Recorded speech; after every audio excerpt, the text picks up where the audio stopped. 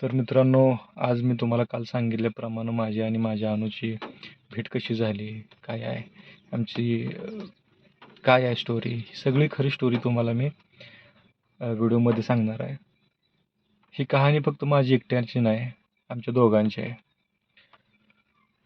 ही कहाणी एका नजरेची, एका वाटेची आणि त्या वाटेवर फुललेल्या एका प्रेमाची आहे. ही कहाणी माझ्या अनुची मला अनु भेटण्या आधीची आहे. तर मला एक पहिलं सवय होती पेपर वाचायची.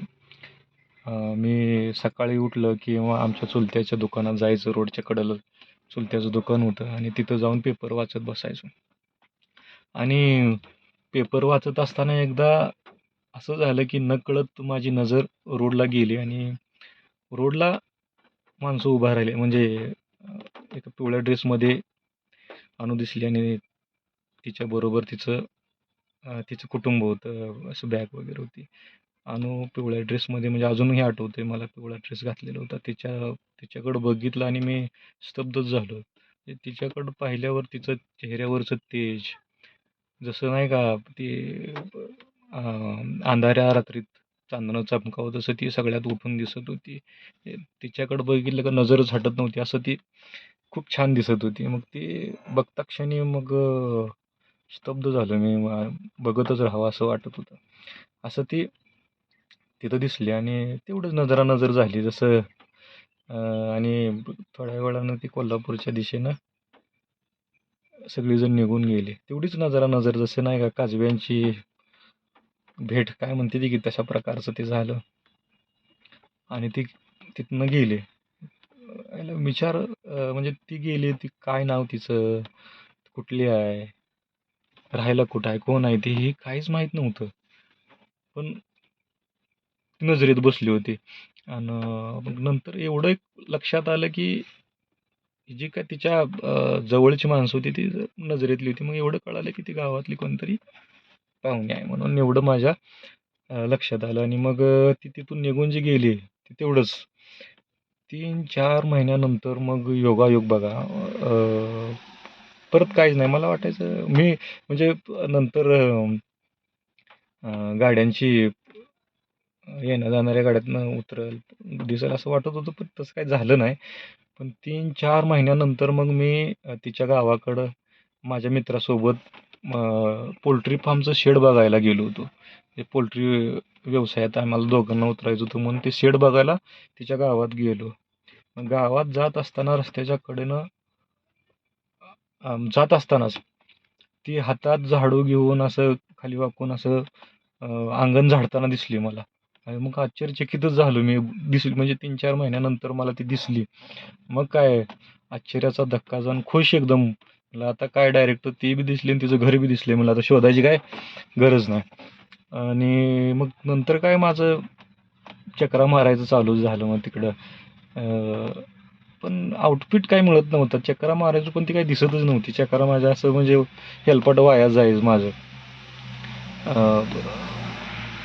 एकदा फक्त ती मला दिसली असं लहान कळशी कमरीला घेतलेली पाण्याच्या टाकीकडनं असं घराकडे येताना ती दिसली आणि तेवढंच दिसली. परत काय जास्त ती दिसलीच नाही मला.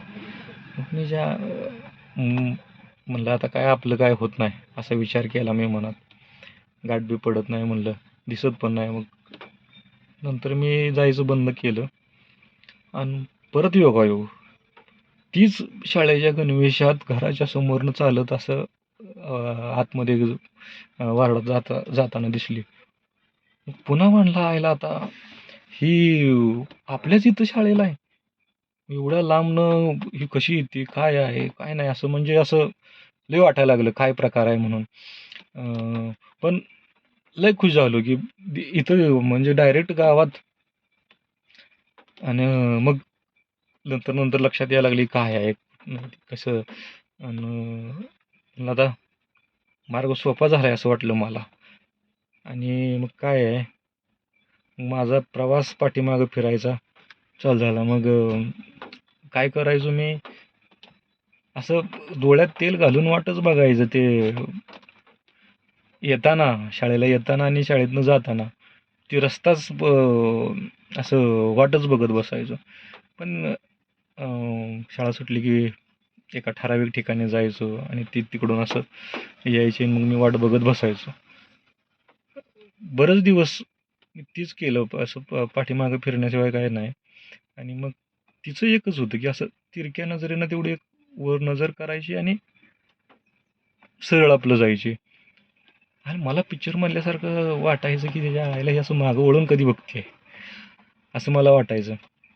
आणि तसं कधी घडलंच नाही. असं नेहमी फक्त फिरणं तेवढंच नजर करायचं, तिरक्या नजरेनं बघायची, निघून जायची. कधी तर ती तिची मैत्रीण शेजारची मागं वळून बघायची. म्हणजे